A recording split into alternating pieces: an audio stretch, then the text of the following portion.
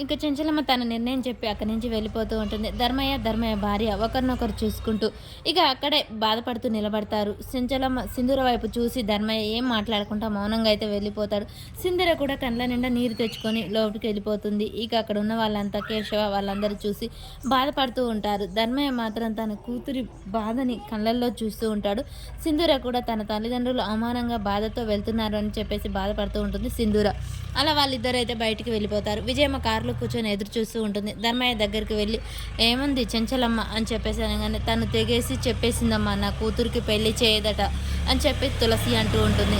ఈ మాట అనగానే వినగానే నాకు ఆశ్చర్యం ఎందుకు అనిపించట్లేదు.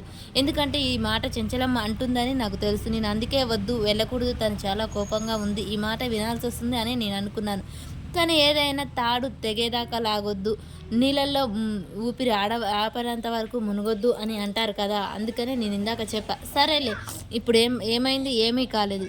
చెంచలమ్మని ఎలా అడగాలో ఎప్పుడు అడగాలో నేను చెప్తాను, మీరిద్దరు కారు ఎక్కండి అని చెప్పేసి విజయం అయితే చెప్తూ ఉంటుంది. ధర్మయ్య బాధపడుతూ కారు అయితే ఎక్కుతూ ఉంటాడు. చంటి అటు ఇటు తిరుగుతూ ఉంటాడు. ఏంటి ఒక్కరు బయటికి రావట్లే, అమ్మాయి గారు బయటకు వస్తే బాగుండు, అమ్మాయి గారికి చెప్పేసి వెళ్దును అని చెప్పేసి చంటి అటు ఇటు తిరుగుతుంది. ఏంట్రా చంటి కాళ్ళని పిల్లిలా తిరుగుతున్నావు అని చెప్పేసి బసవ అడుగుతూ ఉంటాడు. ఏం లేదు చంటన్న, ఏం లేదు బసవ అన్న, నా మనసు బాగోలేదు అందుకనే నేను అటు ఇటు తిరుగుతున్నాను. ఏంటి చంటి నీ మనసు బాగోలేదా, నీ మనసుకు జ్వరం వచ్చిందా, తలనొప్పి వచ్చిందా అన్నా, ఏలాకోలం చేయకు, ఏం లేదు లేరా, ఏమైంది, ఎక్కడికి వెళ్తున్నావు, బయటికి వెళ్తున్నాను, అది చెప్పి వెళ్దామంటే అమ్మగారు కానీ అమ్మాయి గారు కానీ ఎవరు బయటికి రావట్లేరు, అందుకనే చెప్పి వెళ్దాం, నువ్వు చెప్పు, నేను బయటికి వెళ్తున్నాను. ఏంట్రా మనసు బాగాలేదని మందేస్తానికి వెళ్తున్నావా, లేచిచి నాకు అలాంటి అలవాట్లు గుడికి వెళ్తా, మనసు ప్రశాంతంగా ఉంటుంది అని చెప్పి వెళ్తాడు.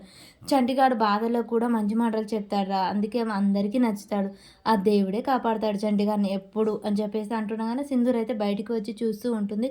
మరి సింధూర్ ఎటువంటి నిర్ణయం తీసుకుంటుంది తన పెళ్లి గురించి?